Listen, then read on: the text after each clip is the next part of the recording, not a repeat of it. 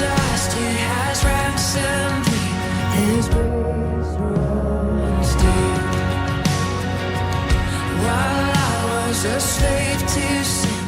Seigneur, merci pour ce culte d'études bibliques, qui est aussi un culte d'affectation. Merci, dans le nom de Jésus. Merci de bénir chaque personne qui participe ce soir. Et merci surtout de nous amener dans une autre dimension. Par ta grâce, dans le nom de Jésus. Est-ce qu'on peut ensemble dire merci Seigneur Jésus? Merci Seigneur Jésus. Gloire à Dieu, gloire au Seigneur Jésus. Amen. Que le nom du Seigneur soit béni, que Dieu bénisse chacune d'entre nous, que Dieu bénisse ceux et celles qui sont là aujourd'hui. Alors que nous commençons ce culte, j'aimerais nous encourager premièrement à nous appeler régulièrement, à nous écrire. Écris à ton frère, écris à ta soeur. Tu n'as pas besoin de permission pour ça. Tout le monde est dans le même groupe. Écris comment tu vas, est-ce que ça va bien, je prie pour toi. Prions les uns pour les autres. C'est important. Particulièrement, s'il vous plaît, prions pour le frère Norbert qui est endeuillé. J'ai essayé de le joindre, je n'arrive pas à le joindre. Je suppose qu'il est certainement pris avec l'organisation du deuil et ce n'est pas évident de prendre le téléphone ou de parler à tout le monde. Mais malgré tout, de loin, prions pour que le soutien de Dieu soit sur lui et sur sa vie. Que Dieu le soutienne véritablement. Alors que on a commencé ce culte, j'ai commencé à écouter une chanson qui me fait toujours beaucoup de bien.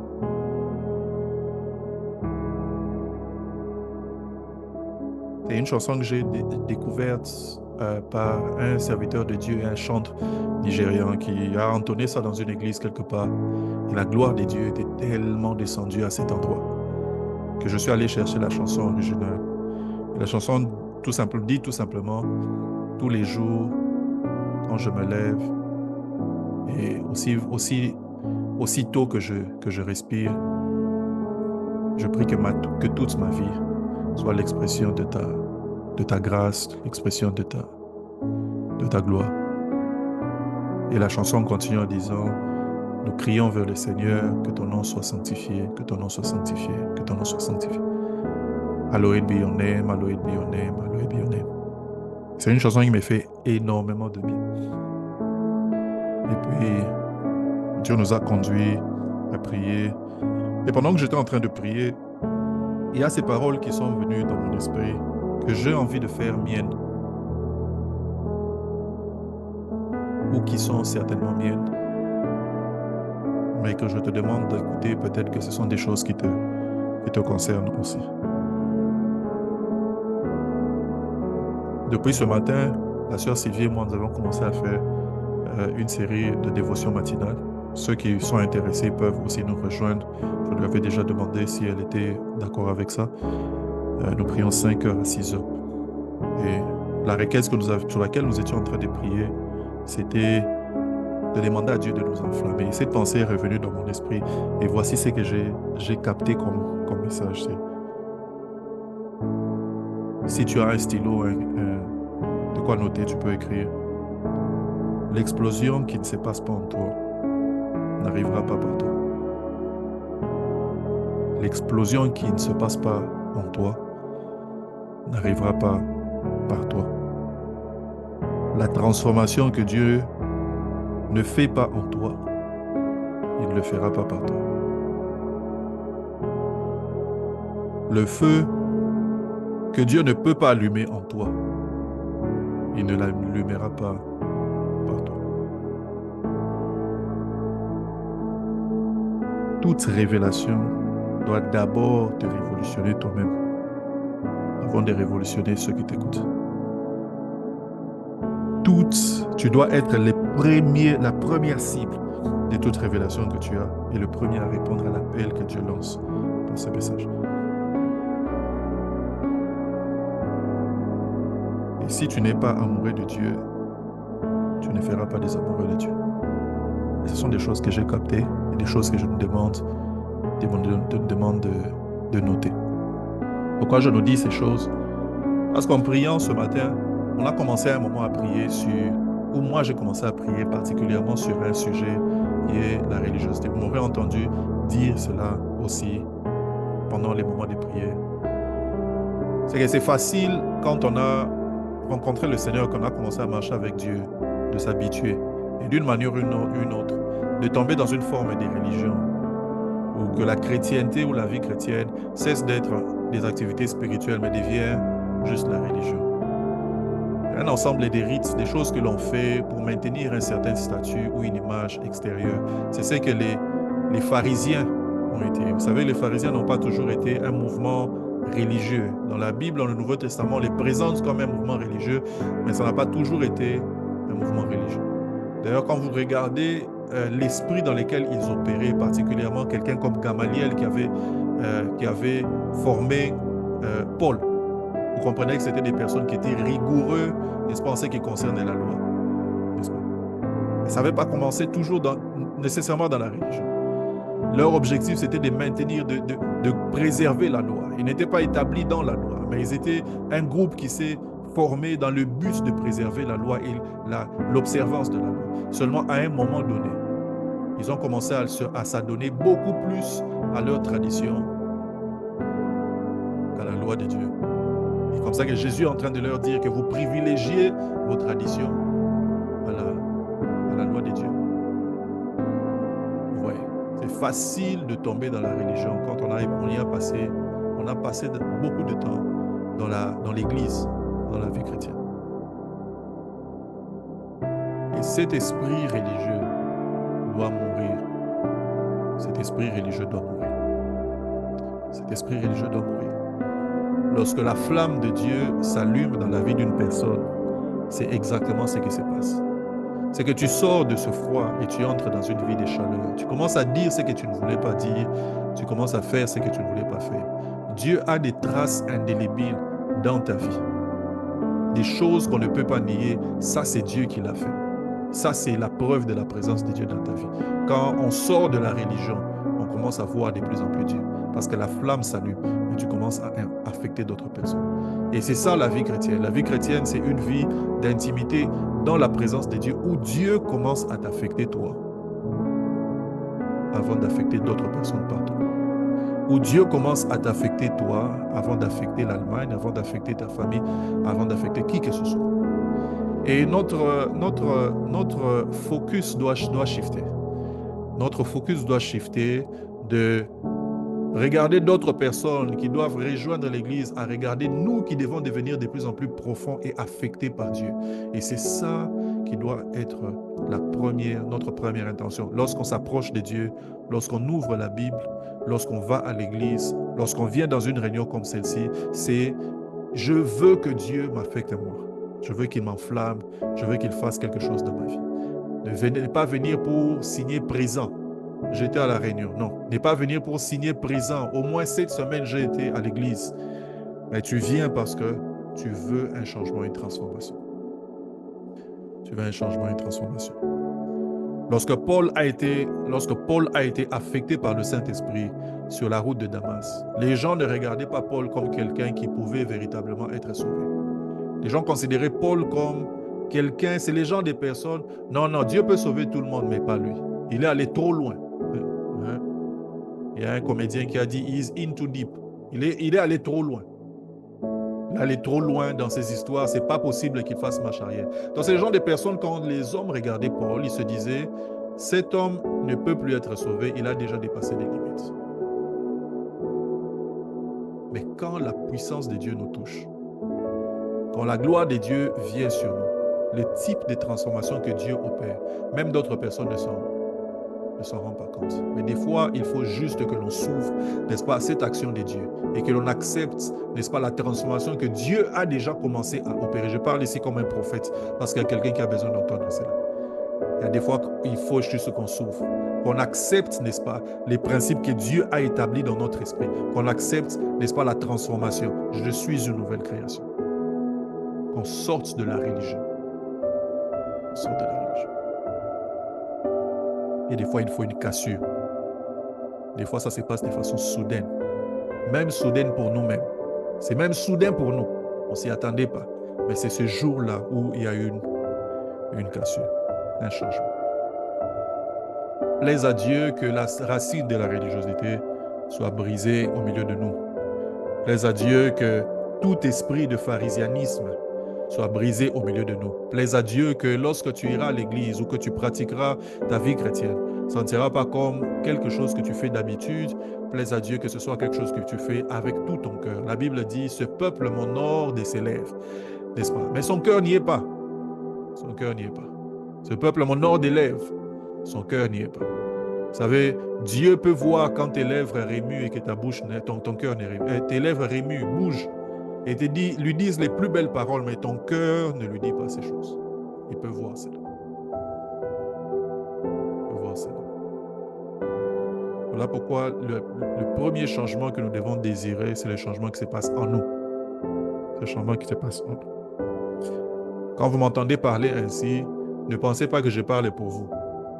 Je parle d'abord pour moi-même. Je parle d'abord pour moi-même. Les premiers changements qui doivent se passer, ce sont des changements qui se passent en nous. Voilà pourquoi ma prière, c'est que Dieu me révolutionne. Je ne sais pas quelle est ta prière ce matin, mais je prie que Dieu me révolutionne. Je prie qu'il me révolutionne. Je prie que le changement soit un changement réel dans ma vie, que ce soit un changement palpable. Je prie qu'il fasse quelque chose dans ma vie pour que j'aille encore plus loin. Je prie qu'il me révolutionne dans ma façon de penser, dans ma façon de les servir. Qu'il me révolutionne quant à ses principes et quant à ma façon, n'est-ce pas, de vivre ma vie chrétienne au jour le jour. Je prie qu'il le fasse. Je prie qu'il le fasse pour moi. Et si quelqu'un a soif ce soir, je prie qu'il le fasse aussi pour lui, qu'il le fasse aussi pour elle.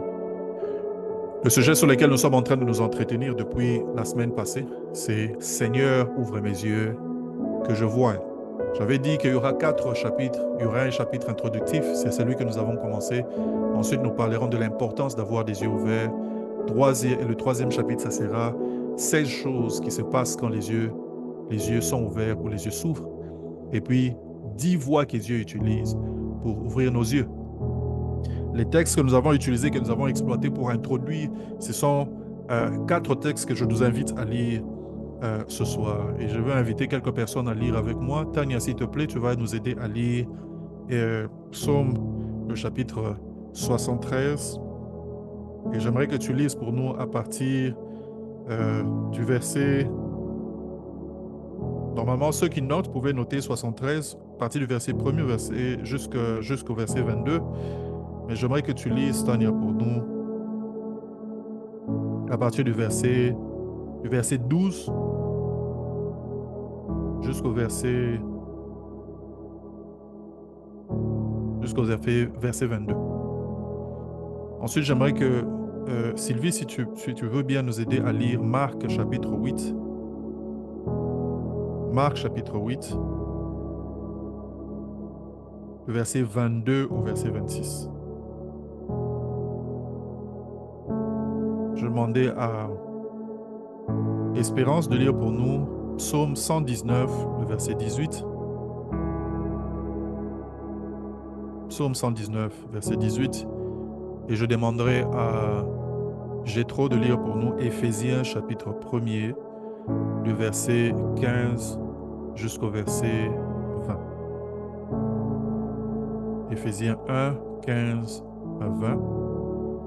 Et une dernière personne, je demanderai à Benita de lire pour nous Apocalypse 3, le verset 18. Apocalypse 3, le verset 18. J'ai expliqué tous ces textes en détail la dernière fois, je ne passerai pas beaucoup de temps. Ce sont les textes introductifs qui reviendront régulièrement pendant tous cet enseignement, n'est-ce pas? Mais j'aimerais que nous puissions lire attentivement et nous allons continuer ce soir. Psaume chapitre 73, du verset 15 au verset 22. Tania, s'il te plaît.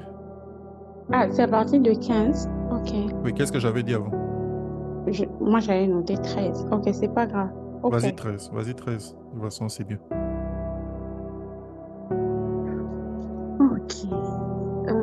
Psaume 73, dans 73, à partir de 13. Mhm. C'est donc en vain que j'ai purifié mon cœur et que j'ai lavé mes mains dans l'innocence. Chaque jour, je suis frappée, tous les matins, mon châtiment est là. Si je disais, je veux parler comme eux, voici, je trahirais la race de tes enfants. Oui. Quand j'ai réfléchi là-dessus pour m'éclairer, la difficulté fut grande à mes yeux, jusqu'à ce que j'eusse pénétré dans le sanctuaire de Dieu et que j'eusse pris garde au sort final des méchants. Oui, tu les places sur de voies glissantes. Tu les fais tomber et les mets en ruine. Et quoi? Un instant, les voilà détruits. Ils sont enlevés, anéantis par une fin soudaine. Comme un songe au réveil, Seigneur, à ton réveil, tu repousses leur image. Lorsque mon cœur s'est crissé et que je me sentais bercé dans les entrailles, j'étais stupide et sans intelligence. J'étais à ton égard comme les bêtes. Voilà. Merci, maman. Que Dieu te bénisse. Marc, chapitre 8, versets 22 à 26.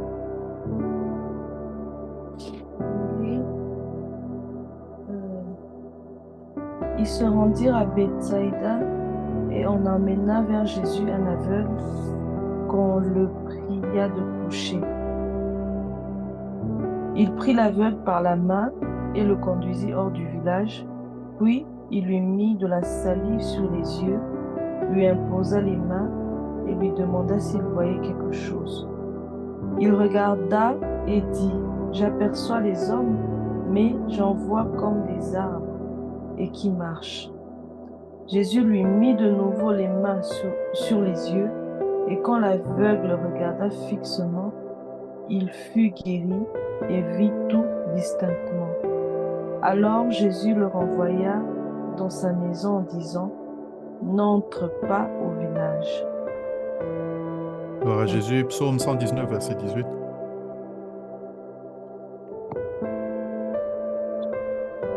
Psaume 119, verset 18. Ouvre mes yeux et que je contemple les merveilles de tes lois. Alléluia. Ouvre mes yeux. Ouvre mes yeux et que je contemple les merveilles de ta loi. Éphésiens chapitre 1, verset 15 au verset 20. Éphésiens 1, 15 à 20. C'est pourquoi moi aussi, après avoir entendu parler de votre foi dans le Seigneur Jésus, pour tous les saints, je ne cesse de dire toute ma reconnaissance pour vous lorsque je fais mention de vous dans mes prières. Je prie que le Dieu de notre Seigneur Jésus-Christ, le Père de la gloire, vous donne un esprit de sagesse et de révélation qui vous le fasse connaître. Je prie qu'il illumine les yeux de votre cœur pour que vous sachiez quelle est l'espérance qui s'attache à son appel, quelle est la richesse de son glorieux héritage au milieu des saints, et quelle est l'infinie grandeur de sa puissance qui se manifeste avec efficacité pour le pouvoir de sa force envers nous qui croyons. Cette puissance, il l'a déployée en Christ quand il l'a ressuscité et l'a fait asseoir à sa droite dans les lieux célestes. Gloire à Jésus. Apocalypse 3, 18. Apocalypse 3, 18. Je te conseille d'acheter de moi de l'or éprouvé par le feu, afin que tu deviennes riche, et des vêtements blancs, afin que tu sois vêtu, et que la honte de ta nudité ne paraisse pas, et un collier pour oindre tes yeux, afin que tu vois. Un collier pour oindre tes yeux, afin que tu vois. Tous ces textes ont quelque chose en commun, c'est que l'on est en train de parler de voir, de la vision qui doit être restaurée, qui doit être renouvelée. Dans Psaume chapitre 73, c'est l'histoire d'un homme dont la perception a changé de façon surnaturelle. Au début du livre de Psaume 73, du chapitre 73 de Psaume, Asaph est en train de parler de son expérience où il a l'impression que les méchants prospèrent toujours. Et dans son langage, on sent le désespoir parce qu'il semble dire que, il a même dit, que c'est en vain que je me suis donc purifié. Donc le fait de s'attacher à Dieu, ça ne servait à rien. Sa vision était vraiment que les méchants prospéraient. il voyait les choses qui se passaient et pour lui, les méchants étaient en train de prospérer. Seulement, ce que Asaph était en train de voir, c'était d'apparence seulement. La Bible dit qu'il y a eu un point d'inflexion dans l'expérience d'Asaph. Il dit, la difficulté était grande à mes yeux jusqu'à ce que je fus entré dans le sanctuaire. Je vais au verset 17. Jusqu'à ce que je suis entré dans le sanctuaire. Jusqu'à ce que je sois entré dans le sanctuaire. C'était un point d'inflexion, un moment où les choses ont changé pour lui. Où sa vision n'était plus celle qu'il avait avant. Mais désormais, non seulement il voit ce qu'il voyait avant, mais il voit aussi des choses qui étaient cachées qu'il ne pouvait pas constater avant. Vous voyez, Asaph avait une vision des choses, mais il n'avait pas la bonne vision des choses parce qu'il ne voyait pas tout. Et j'ai posé cette question à plusieurs reprises la dernière fois. Combien, n'est-ce pas, ne serions-nous pas à l'aise quand on voit au-delà de l'apparence? Combien est-ce qu'on ne serait pas, n'est-ce pas, dans l'aisance, dans les choix qu'on est en train de faire, quand on sait ce qui se passe après le choix qu'on est en train de faire? Combien ne serions-nous pas dans la joie de savoir, n'est-ce pas, que nous faisons le bon choix parce que nous voyons au-delà du mur de notre propre perception, au-delà du mur de nos propres cinq sens? Combien ne serions-nous pas à l'aise quand on sait qu'on a fait le bon choix? Parce qu'on ne voit pas seulement ce qu'il y a d'apparence, mais on voit aussi ce qui se passe derrière, ce que d'autres personnes ne considèrent pas. Il y a quelques années, il y a eu une grande crise financière. C'est une crise qu'on a appelée la crise des... pas des subprimes, la crise short selling. Il y avait des gens qui faisaient ce qu'on appelle en finance le short selling. Si je dois expliquer le short selling en peu de mots, c'est lorsque vous avez des actions ou des participations dans une entreprise. Comme vous le savez, aujourd'hui, les entreprises, n'est-ce pas, n'appartiennent pas à une seule personne toujours. N'est-ce pas, il y a des entreprises qui appartiennent à une seule personne, mais les grandes entreprises, surtout qui sont cotées en bourse, n'appartiennent pas à une seule personne. Et il y a plusieurs personnes qui ont des participations ou des actions, n'est-ce pas? Eh bien, il y avait des gens qui avaient constaté que certaines entreprises que l'on pensait être en bonne santé financière, n'est-ce pas, des entreprises qui payaient des dividendes, qui donnaient de l'argent, qui donnaient des bons chiffres, non, nous avons augmenté notre revenu d'autant, ainsi de suite. Il y avait des gens qui avaient constaté que ces choses-là n'étaient que de l'apparence. La réalité était tout autre. Il y avait beaucoup de mauvaises choses qui s'est passées. Et ils ont fait ce qu'on appelle le short selling. Le short selling, c'est, en termes simples, la possibilité de vendre des actions que vous ne possédez pas. C'est possible en finance. Donc, pour vous qui n'êtes pas initié en finance, sachez que c'est possible. Tu peux être quelqu'un qui n'a pas des actions, mais tu les vends. Donc, je vais expliquer ça. Si vous voulez comprendre ça, vous m'appelez après, je vous explique. Donc, il y a des gens qui comprenaient que l'entreprise va bientôt tomber. Ils ont vendu ces actions. Ils ont fait du short selling. Mais pendant plusieurs mois, il s'est avéré que ces entreprises ont continué à bien performer, continué à poster des bons résultats. Non, nous avons une croissance d'autant. Nous avons augmenté notre revenu. Nous avons vendu beaucoup plus pendant des mois et des mois. Ce qui faisait que ces personnes-là, qui étaient souvent, n'est-ce pas, des investisseurs et qui investissaient aussi non seulement leur propre argent, mais l'argent de plusieurs personnes, n'est-ce pas, se trouvaient avaient des fortes pressions parce qu'on leur disait que vous avez certainement fait le mauvais choix. Parmi ces personnes, il y avait d'autres personnes qui disaient non, c'est juste une question de temps. C'est juste une question de temps. Et chaque fois que les entreprises là postaient des grands revenus, eux, ils vendaient encore davantage parce qu'ils se disaient donc il y aura encore plus de gains parce que les gens ne savent pas ce qui est en train vraiment de se passer. Ce qui s'est passé, c'est que plusieurs mois après, lorsque les vrais chiffres ou les vrais états de ces entreprises ont finalement fait surface, c'était des grosses pertes. Mais eux, comme ils avaient déjà fait le short selling, ils avaient déjà vendu, ils ont multiplié leurs revenus, je ne sais pas moi par combien. Ça, c'est ce qui se passe lorsque vous avez la capacité de voir au-delà de l'apparence. Au-delà de l'apparence. L'assurance que vous avez d'autres personnes ne l'ont pas. N'est-ce pas? La force que vous avez de tenir dans l'adversité, dans les choix que vous avez faits, d'autres personnes ne l'ont pas. Tu tiens dans le choix que tu as fait. Pourquoi? Parce que je sais que c'est le bon choix. J'ai vu au-delà de la montagne. J'ai vu ce qui se passe derrière. Et tu es dans la paix. Quelle assurance n'avons-nous pas?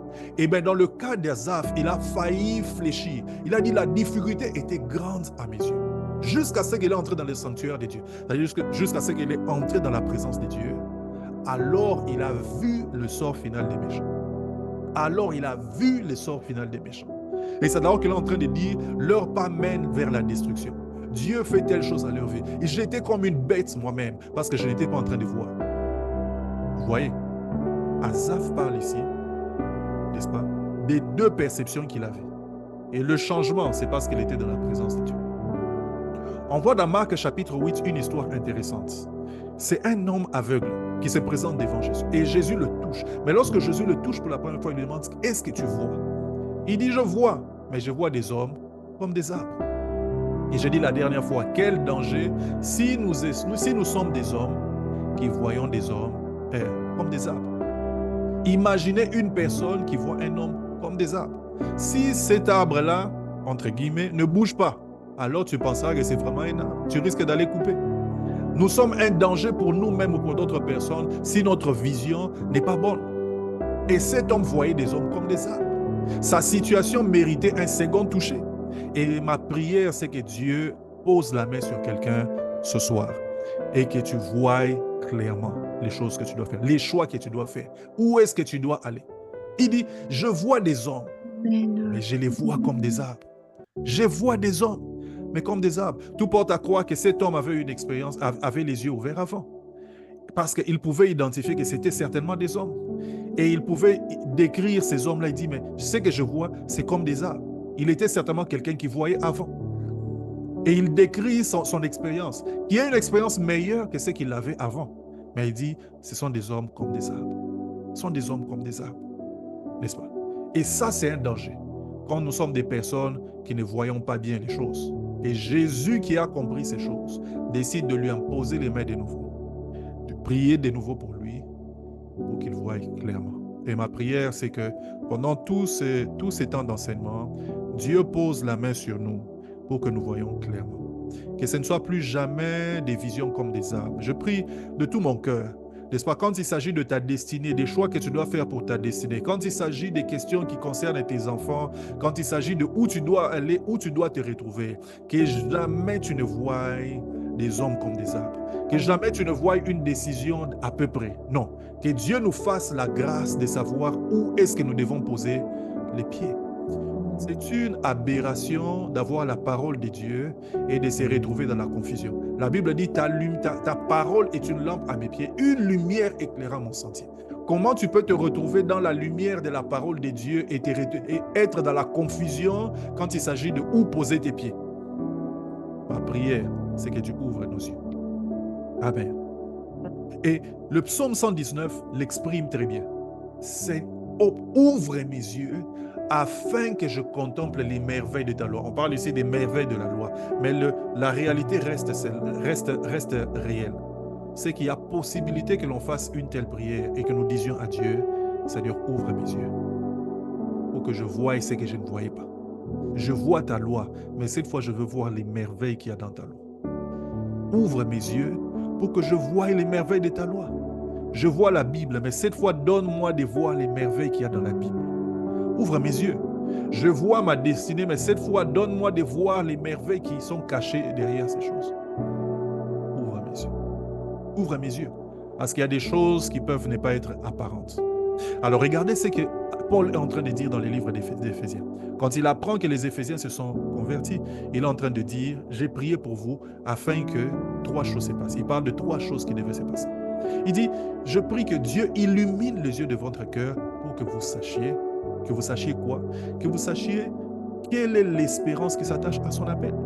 En d'autres termes, l'appel existe, vous le savez, mais il faut que vous sachiez que derrière l'appel, il y a une espérance. Sinon, vous ne répondrez pas. Derrière l'appel, il y a l'espérance, n'est-ce pas, d'une couronne, d'une récompense que nous aurons en Christ. Il faut que vous sachiez qu'il y a une espérance qui est attachée à l'appel. Vous verrez désormais la différence entre ceux qui me craignent et ceux qui ne me craignent pas, ceux qui me servent et ceux qui ne me servent pas. Il y a une espérance derrière l'appel. Et Paul, ce qu'il est en train de dire, c'est ma prière, c'est que vous ne voyez pas seulement l'appel, mais que vous voyez aussi ce qui est caché derrière l'appel, l'espérance qui est attachée à l'appel. Et Paul dit, je prie qu'il illumine les yeux de votre cœur, c'est-à-dire qu'il apporte de la lumière à vos yeux, à votre esprit, pour que vous voyez au-delà de ce qui est apparent. Il ne s'arrête pas là. La deuxième chose pour laquelle il est en train de prier, il dit que vous connaissiez, que vous sachiez que vous avez un héritage. Mais pas seulement ça. Il dit que vous sachiez quelle est la richesse de la gloire de son héritage. Il y a un héritage, mais cet héritage est non seulement glorieux, mais a une gloire qui est riche. Et il faut que vous sachiez la richesse de la gloire de son héritage.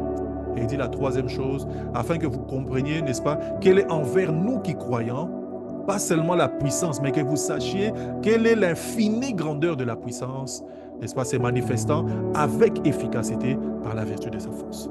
Donc que vous connaissiez, que vous sachiez que la puissance qui est en votre disposition, c'est une puissance qui est infinie, qui est grande, mais qui est infiniment grande. Mais aussi que vous sachiez que c'est une puissance qui se manifeste avec efficacité. Et pour cela, je prie que Dieu illumine votre cœur. En d'autres termes, ce que Paul est en train de dire ici, c'est que vous voyez au-delà de ce qui est apparent, que vous voyez au-delà de ce que tout le monde sait, que vous sachiez au-delà de ce que tout le monde sait, que le voile soit enlevé, que vous expérimentiez n'est-ce pas, un découvrement, n'est-ce pas, un apocalypse, n'est-ce pas, une révélation, que vous expérimentiez cela, afin que vous sachiez qu'il y a beaucoup plus derrière les apparences. Dans Apocalypse chapitre 3, le verset 18, la Bible est en train de dire « Je te conseille de venir acheter chez moi de l'or éprouvé par le feu, afin que tu deviennes riche, des vêtements blancs, afin que tu sois vêtu et que la honte de ta nudité ne paraisse pas. » Et il dit « Et un collier pour oindre tes yeux, afin que tu voies. » Ta vision est tellement importante que lorsque Dieu est en train de parler des choses dont tu as besoin pour être restauré, il dit « Il faut que tu viennes acheter aussi un collier pour oindre tes yeux. » Et ma prière, c'est que Dieu ce soir puisse oindre nos yeux d'un collier spirituel qui nous permet d'aller au-delà de l'apparence. Au nom de Jésus. Au nom de Jésus. Dans l'histoire de l'aveugle, n'est-ce pas, on remarque que l'aveugle a été touché 2 fois. On a remarqué qu'il a été touché 2 fois parce qu'il avait un problème. Premièrement, c'était un problème de cécité. Mais ensuite, lorsqu'il a recouvré la vue, sa vue n'était pas bonne comme elle devrait être. Le problème de l'aveugle, n'est-ce pas, devrait être touché, devrait être résolu. Mais il semble que la première fois qu'il y a eu un touché, c'est comme s'il a vu, mais il n'a pas vu correctement. Il est possible que jusqu'à présent, il y a des choses que tu vois, mais que tu ne vois pas correctement. Je sens que, mais je ne sais pas véritablement. Il est possible que tu aies besoin que Dieu te touche de nouveau. Et vous savez, Dieu n'a pas de problème de te toucher de nouveau. C'est une question de soif. C'est une question de sincérité. Mon père spirituel me disait, n'est-ce pas, on ne se rassasie pas, n'est-ce pas, par... Ah, je vais le dire en lingala, n'est-ce pas, on ne se rassasie pas, n'est-ce pas, par audace. Non, non, non, non, je suis rassasié alors que tu as faim. Non, ce n'est pas par audace qu'on se rassasie. Quand on est rassasié, on est véritablement rassasié. Alors, il ne faut pas dire que quelque chose s'est passé quand elle ne s'est pas passé. L'aveugle était sincère. Il a dit, je vois des hommes, mais je les vois comme des arbres. Et ça, cela a appelé, n'est-ce pas, la compassion de Dieu pour qu'il soit touché une deuxième fois. Une deuxième fois. Mais combien de fois nos vies ne ressemblent-elles pas, n'est-ce pas, à celle d'un aveugle? La vie d'un aveugle, c'est une vie de tâtonnement. C'est une vie de tâtonnement. L'aveugle ne sait pas courir comme il veut. L'aveugle ne sait pas avancer à toute vitesse. L'aveugle est obligé de tâtonner, n'est-ce pas, et s'est rassuré que là où il pose les pieds, là où il avance, c'est un endroit sûr. La vie d'un aveugle, c'est une vie d'incertitude. La vie d'un aveugle, c'est une vie de limites. N'est-ce pas? Il y a des choses qu'on ne sait pas faire, il y a des choses où on ne peut pas aller. N'est-ce pas? On est limité dans ce qu'on peut faire. Et la vie d'un aveugle, c'est une vie de dépendance. Lorsque la vision t'est enlevée, lorsque tu n'as pas de clarté dans ce que tu es en train de faire, tu es obligé de tâtonner, de toucher à tout. Ma prière, c'est que les tâtonnements s'arrêtent dans la vie de quelqu'un au nom de Jésus. Que les tâtonnements s'arrêtent. Pourquoi est-ce que je dois tâtonner? Pourquoi est-ce que je ne dois pas savoir dans quelle direction je dois aller une fois pour toutes, avec conviction et sachant une fois pour toutes, par la puissance de Dieu? Je prie que la vie des tâtonnements s'arrête dans la vie de quelqu'un ce soir. N'est-ce pas? Les incertitudes, n'est-ce pas? Où tu fais quelque chose, mais tu n'es pas sûr que ce que tu es en train de faire, c'est ce que tu es censé faire. N'est-ce pas? Il y a un environnement où, n'est-ce pas, ces incertitudes s'arrêtent. C'est dans la présence de Dieu. Dans la présence de Dieu. Lorsque Dieu ouvre tes yeux et que tu vois clairement, voilà qui je suis. Voilà, c'est à quoi je suis appelé. Tu es sûr et certaine que c'est dans cette direction que tu dois aller. Peu importe ce qui est en train d'être dit à côté de toi, peu importe ce qui est en train d'être fait à côté de toi, tu avances. Tu avances. Les dépendances s'arrêtent lorsqu'on cesse d'être un aveugle. Les dépendances s'arrêtent. Il n'y a plus personne qui te tient par la main. Il n'y a plus personne qui est obligé de te dire ce que tu dois faire. Il n'y a plus personne qui est là en train de te ridiculiser ou quoi que ce soit. Pourquoi? Parce que tu vois clairement, tu peux avancer de toi-même. Lorsqu'une personne ne voit pas clairement, quelqu'un d'autre doit voir pour lui. Quelqu'un d'autre doit regarder pour lui. Quelqu'un d'autre doit lire pour lui. Quelqu'un d'autre, n'est-ce pas, doit faire certaines choses pour la personne. Et cette vie de dépendance doit s'arrêter. Doit s'arrêter. Combien ne sommes-nous pas comme des aveugles? Ne sachant pas où aller, ne sachant pas qu'est-ce qui se passe autour de nous, ne sachant pas qui travaille en notre faveur ou non, ne sachant pas, n'est-ce pas, qui nous tient par la main ou non. Je me souviendrai toujours d'une histoire. Je me souviens d'une histoire qui s'est passée il n'y a pas longtemps, qu'on m'a raconté. C'est un membre des familles à qui cela est arrivé, qui malheureusement ne voit pas correctement, et qui s'est retrouvé avec un autre membre de famille quelque part dans la ville, n'est-ce pas? Ayant confiance, n'est-ce pas, à cet autre membre de famille, ils arrivent dans un marché. Ceux et celles qui connaissent les marchés à Kinshasa savent à quel point c'est chaotique, ainsi de suite. Et cet autre membre de famille lui dit, descends ici. Ils étaient sur une moto, il dit, descends ici, je fais telle chose, je reviens te prendre. Lui descend, évidemment, faisant confiance, reste là, attend, et attend, et attend, et finalement, la personne ne vient pas. Mais vous voyez, il était obligé de dépendre de cette autre personne, pensant que la personne lui veut du bien. Il y a un degré de dépendance que l'on développe lorsque nos sens ne sont pas aguerris, lorsque nos sens ne sont pas aiguisés. Un certain degré de dépendance. Il y a certaines choses que tu ne fais plus toi-même parce que tu dépends de ceux qui voient pour toi. Quand on est aveugle, n'est-ce pas? Combien de fois ne sommes-nous pas aveugles et nous ne savons pas qu'est-ce qui est en train d'arriver, qu'est-ce qui est en train de venir devant nous, et nous ne pouvons pas anticiper les choses. Nous marchons à tâtons, n'est-ce pas? On touche à tout. On hésite alors qu'on est en train d'avancer.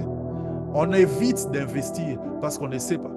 On n'est pas ferme dans les décisions qu'on est en train de prendre. Tout ça pourquoi? Tout ça parce que nous ne voyons pas. Comme cet aveugle, notre monde change lorsque notre vision est affectée et que nous voyons les choses telles qu'elles sont. Comme cet aveugle, lorsque nos yeux s'ouvrent, notre monde peut aussi changer. Cet aveugle est parti de la situation d'aveugle partiel pour devenir une personne qui voit.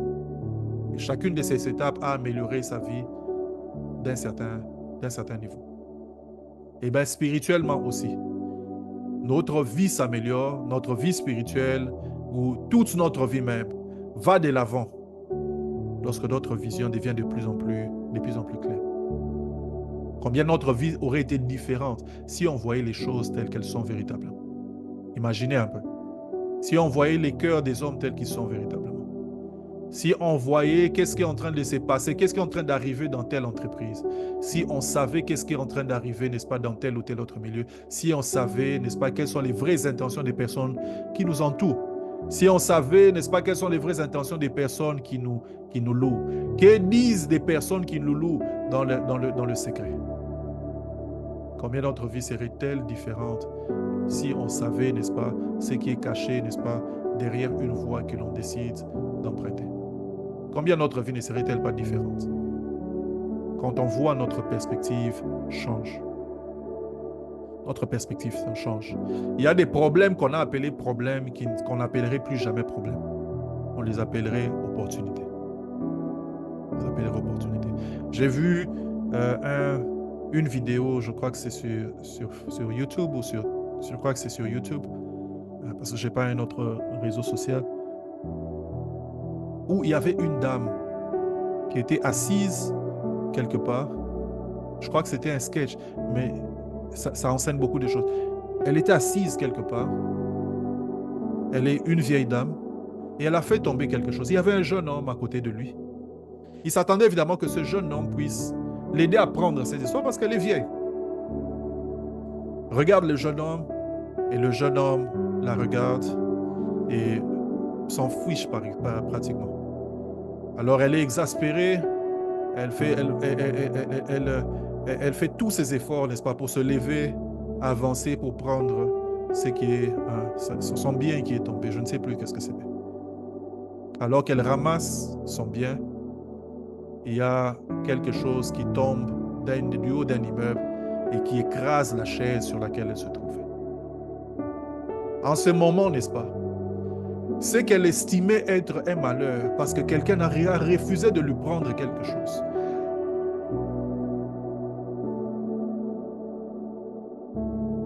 Pensait être, n'est-ce pas, une impolitesse. Elle dit que c'était la provision de Dieu. Eh bien, il y a des problèmes qu'on appelle problèmes, en fait, qui ne sont pas des problèmes. Il y a des portes fermées qu'on appelle difficultés. En fait, c'est la voie de Dieu. C'est le chemin de Dieu qui est en train d'être tracé. Il y a des difficultés, n'est-ce pas, que l'on est en train de rencontrer, mais c'est Dieu qui est en train de nous aiguiser. Je ne sais pas où j'ai entendu cette histoire. Je crois que c'était un monsieur qui était, je crois, c'est un ami qui m'a raconté ça. Je crois que c'était un monsieur qui était dans le full gospel. J'ai oublié le contexte. Mais en fait, l'histoire, c'est que c'est un jeune homme qui a vécu dans l'opulence avec ses parents. Et à un moment donné, son père, les difficultés sont arrivées dans la vie et son père a perdu l'emploi. De là où ils habitaient, ils avaient une grande maison, ils avaient tout ce qu'il fallait. Son père décide et dit, OK, on ne peut plus vivre ici, ça devient intenable, on vend cette parcelle, on va chercher une maison un peu plus petite, comme ça on peut avancer, on peut avancer dans notre vie. Le jeune homme raconte lui-même, il dit, j'ai maudit mon père à cause de ses choix. Nous qui vivions dans une bonne situation, il est en train de nous prendre de là et il nous amène ailleurs. Ils vont dans cet autre quartier qui est un quartier qui est moins huppé, peut-être même un quartier qui est, d'une classe un peu basse. Il commence à vivre là, mais il n'aime pas cet endroit. Alors lui-même, il raconte, il dit, quand je suis arrivé à cet endroit, un de mes voisins, n'est-ce pas, a commencé à me prêcher l'évangile. Je ne voulais pas, mais à un moment donné, quelques mois plus tard, j'ai reçu le Seigneur. Et comme par hasard, comme on était amis, il essayait de me pousser à tout prix, n'est-ce pas, à prendre des cours de secourisme. Je n'en voulais pas, mais pour lui faire plaisir, parce que c'était un ami, j'ai pris les cours de secourisme. Et plus tard, je me suis retrouvé, n'est-ce pas, en train d'aller quelque part en voyage pour les études ou quelque chose. Il a eu une bourse d'études comme il était en train de travailler. Je pense que c'était une bourse d'études. Il va et il se retrouve dans l'avion à côté d'une jeune demoiselle, n'est-ce pas, et il commence à sympathiser ou on commence à parler.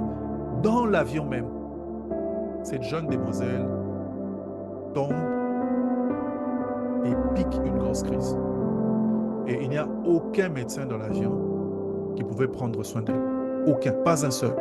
Et il s'est souvenu qu'il avait quelques cours de secourisme. Il se penche, commence à prendre soin de cette dame et finalement elle a été sauvée. Et après avoir aidé cette jeune femme lui révèle que son père était le gouverneur de la banque centrale d'un pays, je crois le Portugal ou le Brésil. Il était le gouverneur de cette banque mondiale. Le père de la fille ayant appris ce qui s'est passé, ayant su que le monsieur était en train d'aller pour ses études, il lui a dit que tu n'iras plus, n'est-ce pas, pour tes vacances, il n'aura plus à aller chercher un endroit pour aller habiter. Chaque fois pendant les vacances, il rentrait, n'est-ce pas, il allait vivre avec ce monsieur dans sa maison. Parce qu'il vivait évidemment avec le gouverneur de la banque centrale, ça veut dire qu'il avait des connexions. Et quand il a fini ses études, on l'a placé à un endroit très haut placé. Et ainsi de suite. Et il dit, lorsqu'il est en train de raconter cette histoire, n'est-ce pas, il dit, c'est quand ma vie a avancé, que je suis arrivé à un certain niveau de ma vie, que je commençais à me souvenir de tout ce qui s'était passé depuis les débuts. Comment j'étais en train de maudire mon père parce qu'on quittait ce quartier. Mais pourtant, quitter ce quartier était essentiel pour que je me retrouve voisin de ces jeunes hommes qui non seulement m'a amené au Seigneur, mais en plus m'a appris les cours de secouriste. Les cours de secouriste qui m'ont aidé, n'est-ce pas, à me retrouver dans l'avion et à aider une jeune fille qui aurait pu non seulement perdre sa vie, mais cette jeune fille était une porte pour moi. pour que Dieu pourvoie à mes besoins dans un pays étranger. Et dans ces pays étrangers, non seulement mes besoins ont été pourvus, mais ma ligne a été tracée et je suis entré, n'est-ce pas, dans des milieux où je n'aurais pu jamais entrer. Vous voyez, lorsque nos yeux sont ouverts, n'est-ce pas, sur ce que Dieu peut faire à la fin, même les choses que l'on appelle problèmes et difficultés, on les appelle plus problèmes et difficultés. On apprend Romains chapitre 8, verset 28, qui est un texte que tout chrétien devrait connaître. L'Esprit fait concourir toutes choses pour le bien de ceux qui aiment Dieu. On apprend ces versets et on apprend à se réjouir. Lorsque les choses deviennent difficiles, on se retrouve en face de ces situations. On dit, Dieu peut faire concourir aussi ceci pour mon bien. Dieu peut prendre ceci et les mettre, n'est-ce pas, dans l'équation de ma vie et en faire sortir quelque chose de meilleur. Sans ceci, ma vie ne sera pas aussi bonne que j'aurais voulu. L'Esprit peut faire concourir aussi ceci pour mon bien. Lorsque nos yeux sont ouverts, n'est-ce pas, et que nos yeux arrivent à percer la barrière de nos sens, même ce qu'on appelle problème, on les appelle plus problèmes. Les choses que qu'on appelle voies ouvertes, on apprend à les appeler, n'est-ce pas, à leur donner le nom qu'il faut. Parce qu'il y a des portes ouvertes qui ne sont pas des portes ouvertes. Tu n'aurais pas considéré cet appel téléphonique comme un dérangement. Si tu avais des yeux ouverts, si les yeux de ton esprit étaient ouverts, un appel que tu as considéré comme un dérangement, tu ne l'aurais pas considéré comme un dérangement. Mais souvent, on est comme cet aveugle. On voit parce qu'on est déjà né de nouveau. Mais on ne voit pas bien. Et on a besoin que Dieu nous touche, qu'il nous donne un degré de discernement encore plus élevé. On a besoin que nos yeux spirituels s'ouvrent. Parce qu'on ne voit pas clair, on a besoin que Dieu nous touche encore. Qu'il nous touche encore. Qu'il nous touche encore. La vision dont nous sommes en train de parler ici n'est pas la vision comme le but ultime de notre vie. The purpose en anglais. La vision dont nous sommes en train de parler ici n'est pas la vue physique que nous avons. La vision dont nous parlons ici, et je définis, c'est la capacité de percevoir dans le spirituel.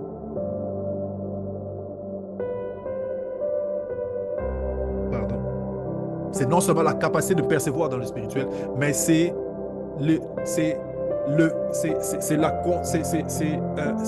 la conséquence de cette perception même dans le spirituel. La vision. La vision, c'est le fait de voir ce que Dieu nous montre. La vision dont je parle, c'est le fait de voir ce que Dieu est en train de nous montrer. C'est le fait de discerner les choses, de savoir appeler rouge, rouge, de savoir appeler vert, vert. La vision dont nous sommes en train de parler ici, c'est la capacité d'acquérir des informations dans le monde spirituel par le Saint-Esprit. La vision dont nous parlons, c'est une perception claire des choses au-delà des apparences. Au-delà des apparences. Au-delà des apparences. Et à ce sujet, j'aimerais énoncer deux choses. La première chose que j'aimerais énoncer ici, c'est que il y a des choses que tout le monde voit. Et il y a des choses que tout le monde ne voit pas. Tout le monde ne voit pas la même chose. Et il y a des choses que tout le monde voit. Il y a des choses que tout le monde peut percevoir. Il y a des choses que tout le monde ne voit pas. Dans Hébreux chapitre 5, verset 14, la Bible parle ici de jugement exercé. Il dit, mais la nourriture solide est pour les hommes faits, pour ceux dont le jugement est exercé. Par l'usage à discerner ce qui est bien et mal. Ce que la Bible est en train de nous dire, c'est qu'il y a des gens qui peuvent discerner des choses que d'autres personnes ne discernent pas. Voilà pourquoi des fois on a besoin de mentors, n'est-ce pas?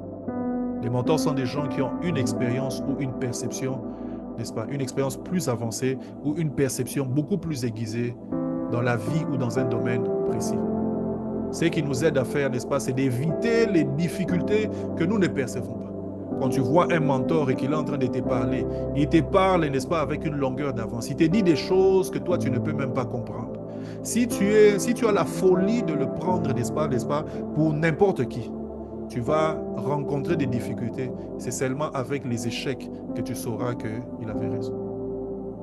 Et quand tu rencontres un mentor, quelqu'un qui est assis dans un certain domaine, quand il te parle, il est en train de te parler, n'est-ce pas, avec des blessures, avec des cicatrices sur son corps, des difficultés qu'il a rencontrées, des expériences qu'il a faites. Et il veut t'empêcher de passer par le même chemin. Il veut te montrer un chemin beaucoup plus facile. Il a un jugement exercé. Dans Romains chapitre 12, verset 2, la Bible est en train de dire, ne vous conformez pas au siècle présent, mais soyez transformés par le renouvellement de l'intelligence afin que vous discerniez. Afin que vous discerniez. Parce que c'est possible, n'est-ce pas, que tu sois dans une situation où tu ne discernes pas. Mais on dit ici, lorsque le renouvellement de l'intelligence est manifesté dans notre vie, nous arrivons à discerner. La Bible dit, quelle est la volonté de Dieu, c'est-à-dire ce qui est bon, ce qui est agréable et ce qui est parfait. Pourquoi? Parce qu'il est possible de ne pas discerner la volonté de Dieu. Il est possible de ne pas discerner la volonté de Dieu. Il est possible d'agir selon nos sens. Il est possible d'agir selon nos sens. Il est possible d'agir selon les principes mondains. Parce que dans le monde, on est en train de dire, n'est-ce pas, que si tu dois te marier, il faut que cet homme-là gagne beaucoup plus d'argent que toi. Alors tu penses qu'il faut marier avec quelqu'un qui a plus d'argent que toi. Ou si tu dois, n'est-ce pas, si tu dois faire la vie, n'est-ce pas, il faut que tu puisses aller en finance, il faut que tu ailles en ingénierie ou en biologie moléculaire. Non, non, non. Peut-être que ce que tu dois faire, c'est l'art, c'est la musique. N'est-ce pas? Qui dit que tu dois faire ce que tout le monde est en train de faire? Je ne suis pas en train de donner ici des directives spirituelles. Hein? Je suis juste en train de donner des exemples. Mais la volonté de Dieu peut se trouver ailleurs, n'est-ce pas? Que c'est à quoi toi tu peux t'attendre. Ce dont tu as besoin, ce n'est pas de spéculer. Ce dont tu as besoin, c'est le renouvellement de l'intelligence pour que tu discernes. Ne cherche pas à spéculer. Les conséquences sont réelles. Les conséquences sont difficiles. Les conséquences sont désastreuses. Ne cherche pas à spéculer. Ton assurance, c'est de plutôt chercher le Dieu qui est capable de renouveler ton intelligence, t'aiguiser afin que tu comprennes quelle est sa volonté. Quelle est sa volonté. Des fois, on pense que la spéculation est plus facile. Mais ce que tu ne sais pas, c'est que lorsque tu spécules, il y a des prisons dans lesquelles tu t'enfermes, desquelles tu ne peux plus sortir. Quand tu as fait passer le temps en train de vouloir faire quelque chose que tu n'aurais pas dû faire. La Bible dit, afin que vous discerniez quelle est la volonté de Dieu. Ce soir, décide que tu vas chercher la volonté de Dieu. Décide que tu vas chercher un esprit de discernement aiguisé. Décide, n'est-ce pas, que tu vas demander à Dieu de t'ouvrir les yeux. De t'ouvrir les yeux. Et ce thème, n'est-ce pas, c'est une prière. Seigneur, illumine les yeux de mon cœur. Illumine les yeux de mon cœur. Et j'aimerais que chaque fois que je suis en train d'énoncer des choses et que Dieu touche ton cœur, fais cette prière à Dieu. Seigneur, illumine les yeux de mon cœur. Dans 2 Corinthiens chapitre 4, la Bible dit, si notre évangile est voilé, il est voilé pour ceux qui périssent. On parle ici du fait que l'évangile peut être voilé. Il y a des choses que les gens voient, il y a des choses que tout le monde voit. Il y a des choses que tout le monde ne voit pas. Elle dit, il est voilé pour les incrédules, dont les dieux de ce siècle a aveuglé l'intelligence. Il y a des gens qui ont l'intelligence, mais l'intelligence est aveuglée. Ce n'est pas que tu n'es pas intelligent, mais l'intelligence est aveugle. Il y a des choses que tu ne vois.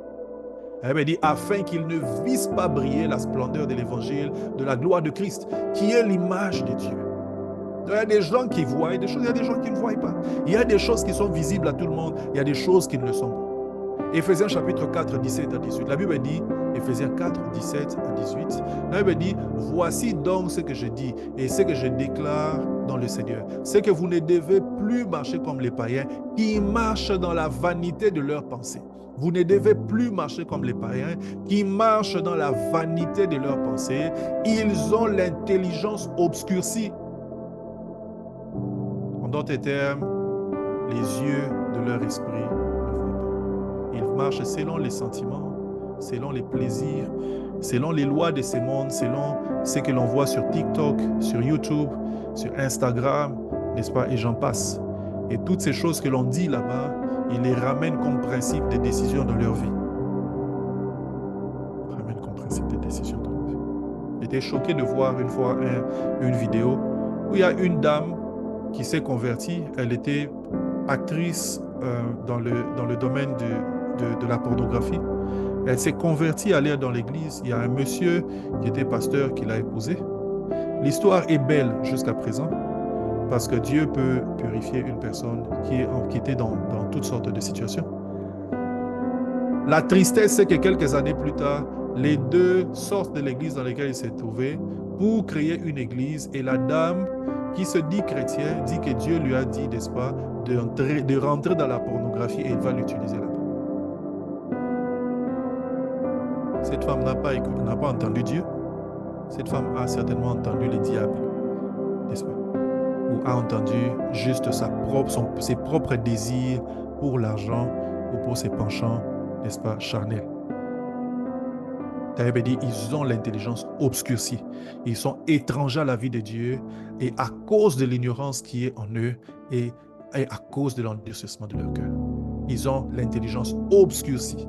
Ma prière, c'est que Dieu illumine les yeux de notre cœur. Combien de fois ne prenons-nous pas des décisions en fonction de l'argent? Combien de fois ne prenons-nous pas des décisions en fonction, n'est-ce pas, de l'économie actuelle? Combien de fois ne prenons-nous pas des décisions? J'ai toujours été frappé par un message que j'ai entendu il y a plusieurs années du pasteur V.I. Diaka, n'est-ce pas, qui est une des personnes qui a influencé le pasteur Roland Dallot et plusieurs autres hommes de Dieu qui étaient dans l'église de la Borde. Il a prêché sur l'intelligence des saisons, je n'ai jamais oublié. Et il a parlé de l'intelligence, n'est-ce pas, du lieu de la saison. Il dit, vous voulez tous venir en Afrique du Sud. Et si Dieu n'était plus là-bas? Vous voulez tous aller en Europe. Et si Dieu n'était pas là-bas? Il y a des gens qui doivent aller là-bas. Il y a des gens qui doivent rester là où ils se trouvent. Mais quand on prend des décisions sur base des principes humains, on choisit des choses, on choisit où est-ce qu'on va, sur la base de ce qu'on voit, sur la base de tout ce que tout le monde est en train de faire. Écoute ceci, la qualité de ta marche dépendra toujours de ta vision, n'est-ce pas? Dans les deux sens. Ta vision comme le but de ta vie, mais ta vision aussi comme ta perception des choses. J'insiste, ta vision comme le but de ta vie, parce que quand tu ne sais pas qui tu es, où tu es en train d'aller, tu ne sauras pas dans quelle direction tu dois avancer. Mais ta vision comme perception, parce que si tu ne sais pas voir, si tu n'as pas les yeux ouverts, tu ne sauras pas où poser les pieds. Tu ne sauras pas quelles sont les petites décisions de tous les jours qui t'emmèneront dans le grand but de ta vie. Et la qualité de ta vie, de ta marche avec Dieu, dépendra toujours de la qualité de ta vision. Mieux tu vois, alors plus vite tu avances, n'est-ce pas, et plus certain tu es, n'est-ce pas, de saisir ou d'arriver à ton but.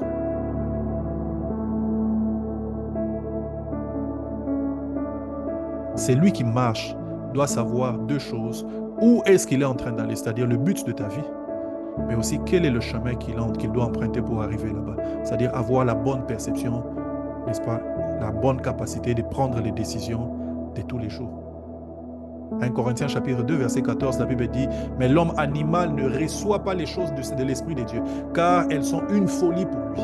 Il ne peut les connaître parce que c'est spirituellement qu'on en juge. Mais l'homme spirituel, au contraire, juge de tout et il n'est lui-même jugé par personne. » C'est-à-dire, lorsque tu arrives à un certain degré de spiritualité, non seulement la Bible dit il juge de tout, c'est-à-dire qu'il est capable de discerner toutes choses. Dans la version Martin, la Bible dit, n'est-ce pas, parce que n'est-ce pas, la Bible dit, mais l'homme animal ne perçoit pas les choses de l'esprit, car elles sont une folie pour lui, et il ne peut les connaître parce que c'est spirituellement qu'on en juge. Dans la version Martin, on est en train de dire parce qu'elle se discerne spirituellement. L'homme animal ne peut pas recevoir les choses de l'esprit. Pourquoi? Parce que ces choses-là se discernent spirituellement. Tu dois avoir les yeux de ton esprit ouverts pour discerner les choses spirituelles. Au verset 15, lorsqu'on est en train de dire, n'est-ce pas, mais l'homme spirituel, au contraire, juge de tout. La version Martin est en train de dire, mais l'homme spirituel discerne toutes choses. Oh mon Dieu! Quelle bénédiction si on en arrive à ce degré de spiritualité où, lorsque quelque chose est en train d'arriver, une décision à prendre, tu sais quel chemin tu dois prendre. La Bible dit, celui qui s'en confie en l'Éternel trouve dans son cœur des chemins tout tracés. Trouve dans son cœur des chemins. Oh mon Dieu, illumine les yeux de mon cœur. Illumine les yeux de mon cœur.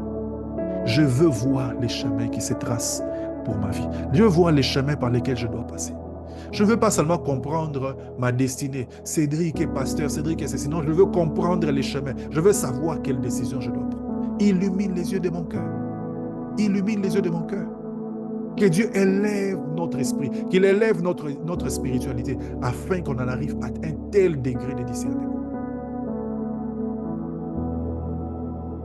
Je ne veux pas prendre des décisions qui vont nuire à Kylian et à Kyle. Je ne veux pas prendre des décisions qui vont nuire à mes parents. Je ne veux pas prendre des décisions qui vont nuire à Réparateur des Brèches. Je ne veux pas prendre des décisions qui vont nuire à ma femme. Je ne veux pas prendre des décisions qui vont nuire, n'est-ce pas, à ma famille. Seigneur, illumine les yeux de mon cœur. Donne-moi un esprit de discernement. Donne-moi de comprendre ce qui est devant moi. Que je perce la muraille, que je vois au-delà de l'apparence, que je sente au-delà de mes 5 sens, que je vois ce que l'on ne voit pas, que j'entende ce que l'on n'a pas entendu. Mais c'est que je dois savoir pour prendre les bonnes décisions. J'aimerais que quelqu'un lève la voix et se mette à prier. Dis à Dieu, mon Dieu, illumine les yeux de mon cœur.